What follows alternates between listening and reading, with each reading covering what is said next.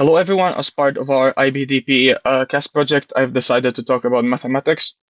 However, unlike my colleague who is talking about modern European history, something that can be a part of the IBDP history curriculum, I will instead just be talking about things I find intriguing or interesting and would like to inform the broader layman public about, without them being connected to any curriculum. Technically speaking, some of them are above high school level or otherwise unrelated to what you would see in a high school program. However, uh, these videos are not technical, they're not rigorous, and only mean to portray a sort of uh, casual conceptual understanding of these topics. Uh, for example, to convey them to people who don't have a technical education or are interested in this but do not study it or want to study it, and so on. For this first video, we will be talking about number theory.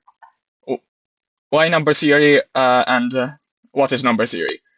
I'm talking about this because it's historically one of the most significant areas of mathematics, developments in which uh, motivated a lot of other fields, and to define it simply, is the study of the whole numbers or integers, which means 0, 1, 2, 3, 4, and so on. Uh,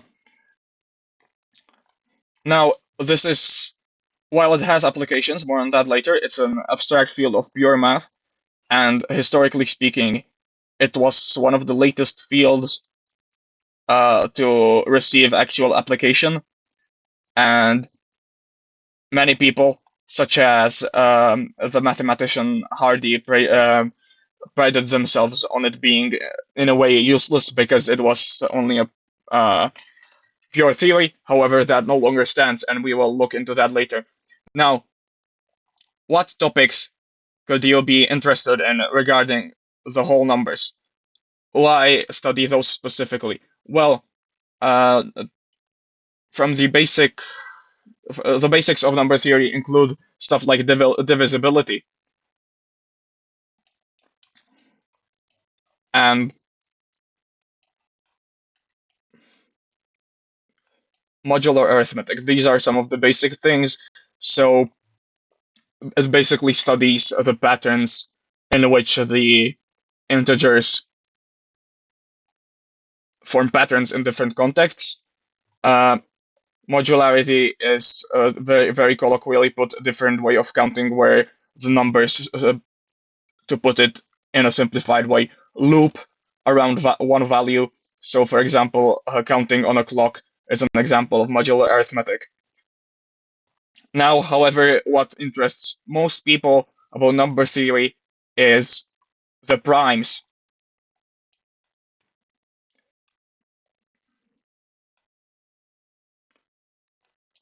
Prime numbers are integers that are not divisible uh, by any other integer apart from themselves and 1.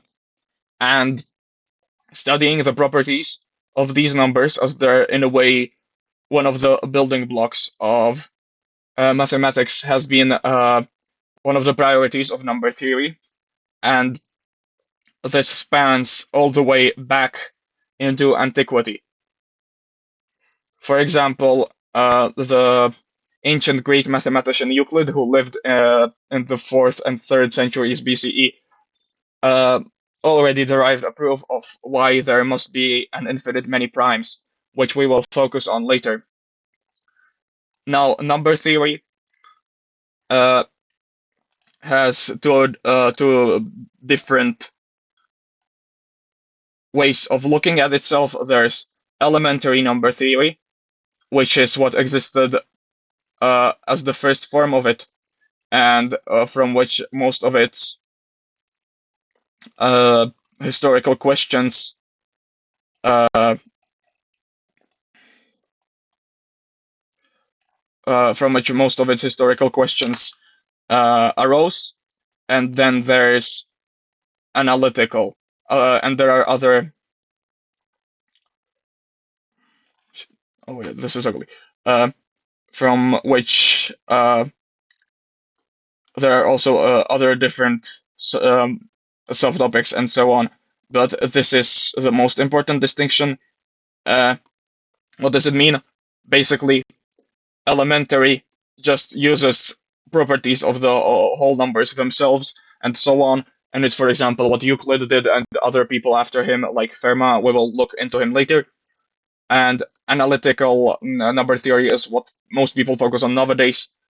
It uses techniques from calculus, such as integration and so on, and specifically complex analysis, which had proved very important in proving some of the field's most important results.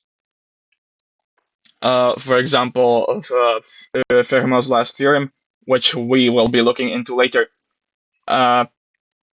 Complex analysis will have its own video. However, it's basically calculus done on the complex plane, i.e., calculus plus imaginary numbers. And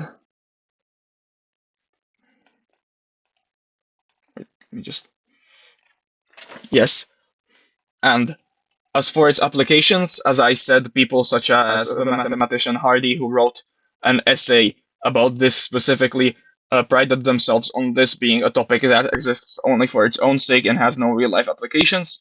However, that is no longer true because number theory has become very important in stuff such as cryptography and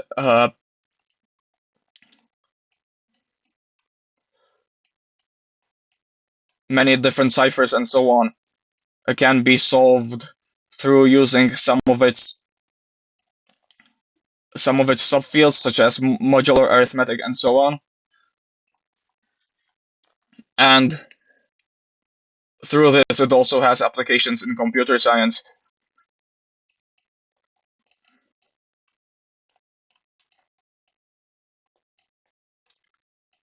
Now, important results. There are many of these, and as such, we won't be going into them in detail. However, the most famous result of number theory is Fermat's last theorem.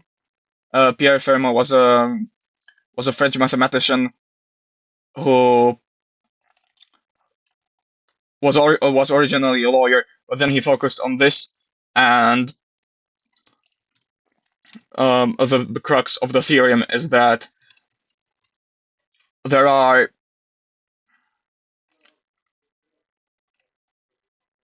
no natural numbers greater than 2 for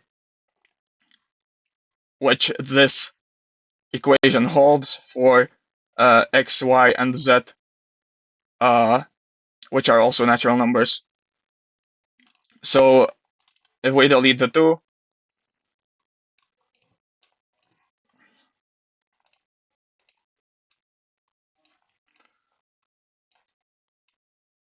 Fermat basically said that no n greater than 2 exists for which an equation of this form can be satisfied.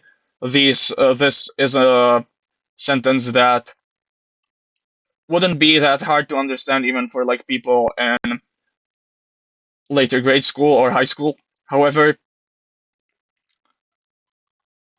proving this has been immensely difficult, as it took about 300 years until enough techniques from other mathematical fields, such as complex analysis and so on, were developed in order to prove this equation. And a man called Andrew Wiles succeeded in that after years and years of research.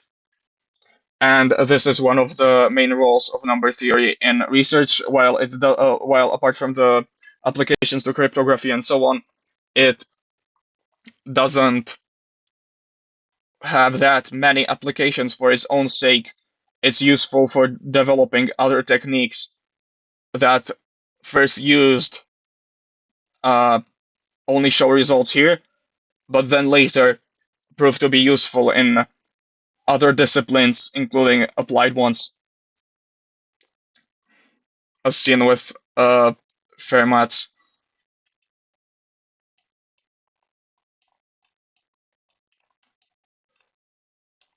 last theorem.